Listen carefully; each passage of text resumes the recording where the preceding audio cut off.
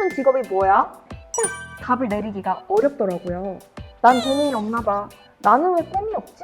이걸 내가 정말 하고 싶은가? 과학기자도 대학생을 연애했었고 스카버리에서도 인턴을 해봤었어요. 방공호도 배워보기도 했고요. 미국의 UC 버클리에도 교환학생을 다녀오기도 했어요. 영사형인 직업이 꿈이 될 수는 없다는 거죠.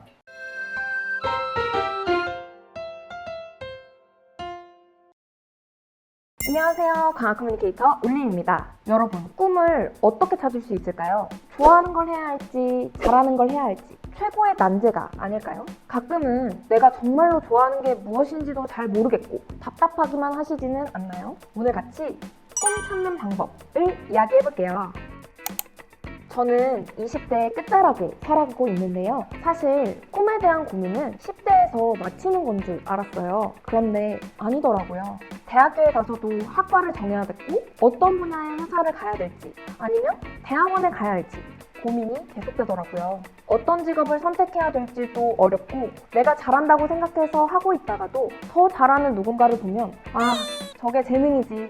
난 재능이 없나 봐. 라며 시무룩해지기도 했던 것 같아요. 그렇게 여러 시기들을 겪고 돌아보니 결국 나는 왜 꿈이 없지? 라는 결론이 났던 것 같은데요. 친구들을 보면 나는 가수가 되겠어. 나는 과학자가 되겠어. 이런 식으로 꿈이 있던 친구들은 그냥 그 길로 쭉 가는 데에만 집중을 하면 되었었는데 저는 그런 꿈이 없었어요.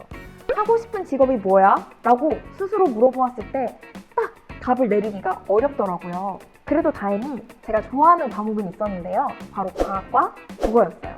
과학을 글로 설명하거나 말로 설명하는 걸 특히 좋아했는데요. 다행히 대학은 그래, 일단 좋아하는 걸 하자 라고 생각해서 공대에 진학을 했어요. 여기까지는 어째 선택이 그리 어렵지는 않았던 것 같아요. 철저하게 속어법으로 좀 안 맞는 건 걸러버리면 됐었거든요. 그리고 저는 그 다음 전략을 이 중에 내 마음에 드는 거 하나는 있겠지로 세웠어요. 저는 학과가 없는 흔히 자율전공학부라고 부르는 학과로 입학을 했어서 1학년 때 학과를 골랐어야 됐는데요. 이제 여기서부터 고민이 깊어지더라고요. 우선 과학은 모든 분야를 다 좋아했고 화학이나 생명공학 분야를 좀 더 좋아하긴 했는데 학과 선택이 직업과 직접적으로 연관이 있다고 생각하니까 갑자기 어려워지더라고요. 그래서 모든 학과를 다 돌아보고 또 속어법으로 몇 개 학과를 지우고는 학과의 구호가 제일 마음에 들었던 화학공학과로 진학을 했습니다. 그때 구호가 불꽃, 화공이었는데요. 그 구호를 듣자마자 가슴이 너무 떨리더라고요. 그래서 저는 화학공학과로 진학을 했습니다. 그 이후에 저의 모든 선택은 이걸 내가 정말 하고 싶은가? 에 대한 질문에서부터 시작을 했어요. 그래서 조금이라도 흥미가 생기면 일단 도전해봤죠.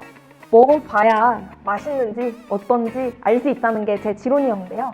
그래서 글 쓰는 걸 좋아하니까 과학기자도 대학생을 내내 했었고 변리사를 준비해볼까 해서 스커버린에서도 인턴을 해봤었어요. 한때는 또 마케터가 돼볼까 해서 광고 홍보도 배워보기도 했고요. 유학을 가서 연구자가 될까 해서 영어 공부도 정말 열심히 해서 미국의 UC 버클리에도 교환학생을 다녀오기도 했어요. 또 재학 중에 학교에 지진이 엄청 자주 나던 시기가 있었는데 그때 이 지진의 원인을 알아보고자 지질자원연구소로 지진 연구를 하러 가기도 했었답니다. 감사하게도 지금 돌아보면 하고 싶었던 것들을 거의 다 해보았고 대학생으로서 할 수 있을 모든 경험들을 해본 것 같다고도 생각하는데요. 지금은 이렇게 다양한 경험을 해본 것이 제게 많은 역량을 키워주었음에 감사하지만 사실 그 당시에는 약간 불안했던 것 같기도 해요. 나는 어떤 직업을 가져야 할까를 계속 고민했기 때문이죠. 이 고민의 원인은 사실 직업이었습니다. 잠시 과학 이야기를 해볼게요. 갈라파고스 섬이라는 섬이 있는데요. 거기는 아주 귀여운 핀치새가 살아요. 유명한 과학자인 다윈이 연구한 새로도 유명하죠. 이 핀치새는 뭘 먹느냐에 따라 부리 모양이 다릅니다. 즉, 같은 생김새의 핀치새 조상에서 출발을 했지만 부드러운 과일을 먹느냐 단단하고 작은 씨앗을 먹느냐에 따라 지금의 부리 모양이 천차만별로 달라진 거죠. 바로 진화의 증거인데요. 사실 직업도 시대의 흐름에 따라 변화하는 진화와 같은 것 같아요. 생각해보면 이 직업은 시대의 흐름에 따라 각광받기도 감추어지기도 생겨나기도 사라지기도 하죠. 요즘 어린 친구들이 가장 되고 싶어하는 직업 1위가 유튜버래요. 그런데 한 20년 전만 생각해 보더라도 사실 그때는 유튜버라는 직업 자체가 없었잖아요. 지금은 생소하기만 한 전화 교환원이라는 직업은 1970년 이전에는 전화를 걸 때면 반드시 필요한 직업이기도 했죠. 즉, 과학자, 의사, 선생님과 같은 명사 형태의 직업은 시대의 흐름에 따라 얼마든지 그 모습이 변할 수도 없어질 수도 혹은 생겨날 수도 있는 거예요. 바꿔 말하면 명사형인 직업이 꿈이 될 수는 없다는 거죠. 그렇다면 이번에는 화석을 생각해 볼까요? 화석은 아주 오래전에 살았던 생물이 남겨둔 흔적이죠.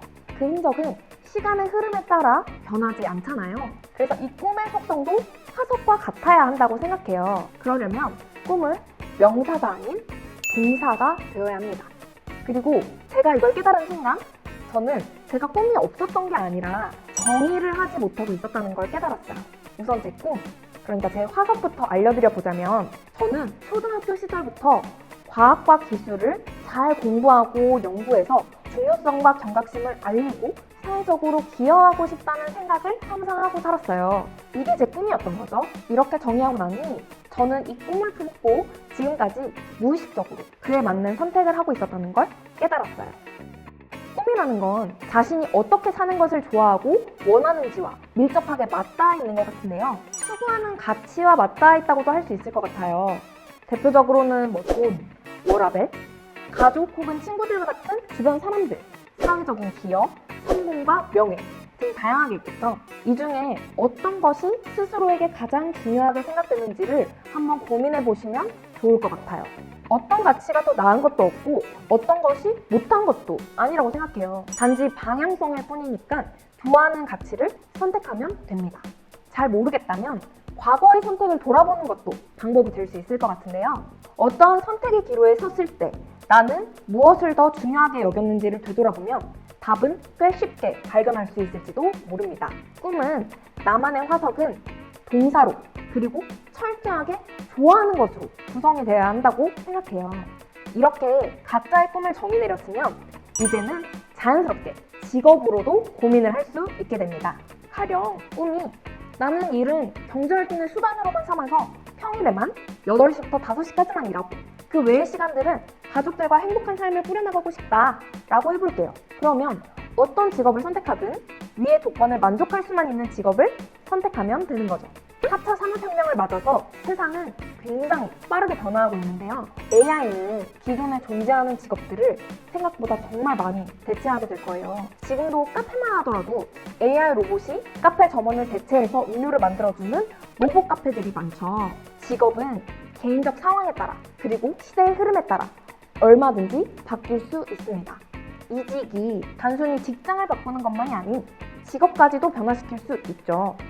오스트레일리아에서는 10년 후에는 40년 정도의 근로기간 동안 평균 20개에서 40개 정도의 직업을 거칠 것이라고 전망했다고도 하는데요.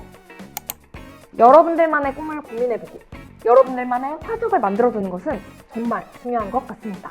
급변하는 세상 속에서 표지판으로 삼을 수 있는 각자의 화석을 만들고 꿈꾸는 미래를 만들어 나가시길 언제나 응원합니다. 지금까지 과학 커뮤니케이터 울림이었습니다.